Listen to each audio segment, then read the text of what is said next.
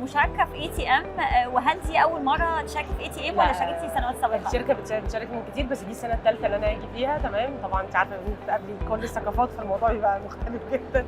قولي لي بتتوقعي ايه الاهداف اللي ممكن توصلي لها في خلال فتره نهايه الATM، وبالنسبه لان دي اول مشاركه ليكي، هل كان عندك مجموعه من الاهداف؟ هي دي مش اول مشاركه، دي ثالث واحده، ثالث مره مشاركه هنا. تمام، اوكي. بس هي الفكره بقى ان انا هنا بتقابلي شركات كتيره، انت في تفتح كتير غير الطبيعي. تمام، بتقابلي من كل العالم، سواء بقى بتتكلمي عن مصر، بتتكلمي عن تايلاند، بتتكلمي عن اي ديستنيشن، فانت بتقابلي كل الثقافات اللي انت ممكن تتخيليها. هايل. طيب ممكن نسالك ايه اهم ميزه تنافسيه بتشوفيها في السوق مختلفه عن الشركات المقابله للانشطه اللي بتقدمها الشركه بتاعتك؟ بالنسبه لطبيعه شغلنا احنا، ان انت تلاقي حد عربي بيتكلم في بلد اجنبيه.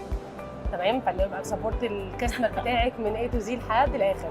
عشان انت عارفه طبعا المجتمع العربي كله يبقى محتاج على الاقل حد يبقى فاهمه ومتواصل معاه، لان مش كل حد عنده فكره يبقى عنده لغه في كل مكان. افهم من كده ان الخطه المستقبليه بتاعتك انك تبقى موجوده في دول الميدل ايست والدول الGCC كونتري، دول الخليج. بالظبط. طيب خليني اسالك ايه الرساله الاخيره اللي تحبي توجهيها لعملائك هنا اللي انت بتستهدفيهم خلال فتره المؤتمر؟ تمام، ان احنا محتاجين نسبورت في كل مكان. تمام، واحنا محتاجين نسافر في اي حته. اوكي.